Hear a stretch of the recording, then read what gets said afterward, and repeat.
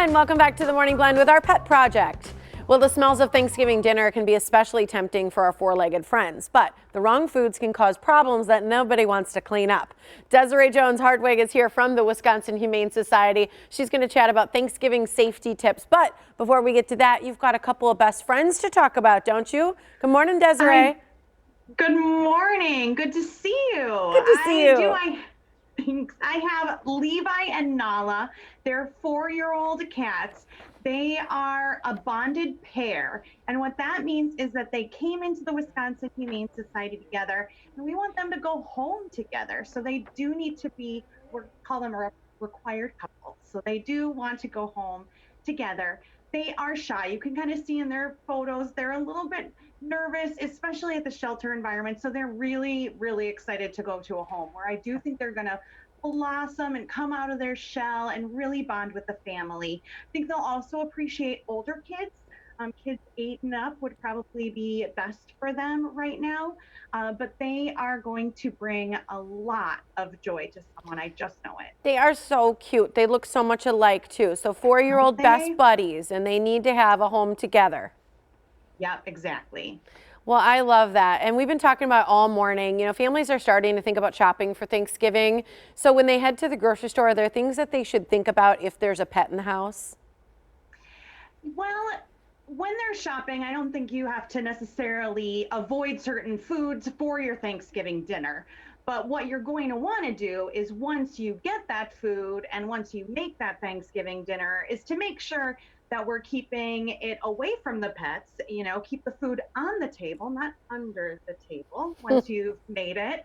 And make sure, your garbage is secure and things like that so that nobody gets into something that they're not supposed to. That's a good point about the garbage, because we have a dog that tends to come over for Thanksgiving and face is right in that little garbage can. So that's a really good point to keep in mind. Are there foods that just are across the board pretty safe for pets?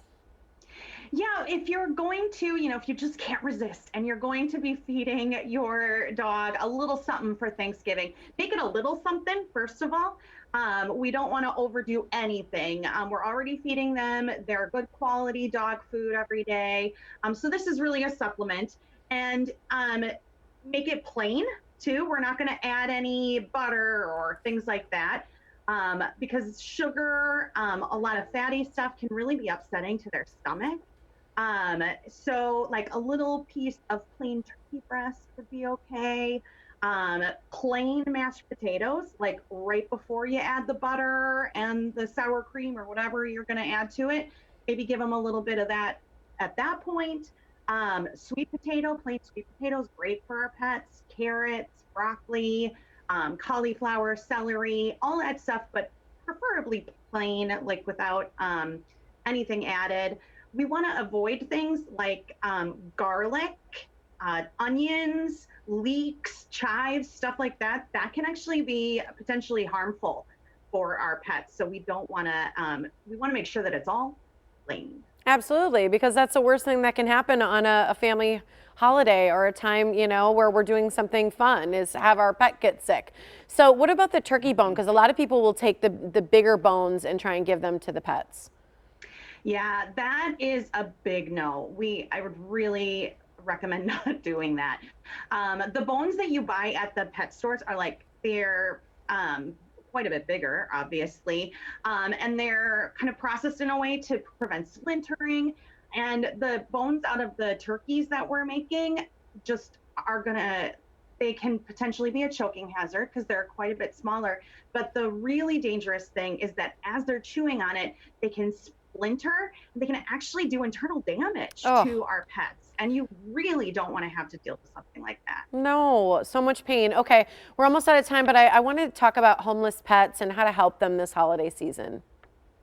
Yeah, we have a really cool fundraising opportunity for people. It's called our Hopes Lights. And during December, we light up our shelters with twinkle lights. And it's just so beautiful. And you can sponsor a light for $25. You can do it as a gift to someone or in memory of someone. And that money goes right back to help the animals at the Wisconsin Humane Society. You can get all the information on our website. at wihumane.org. Love it. Thanks for joining us, Desiree.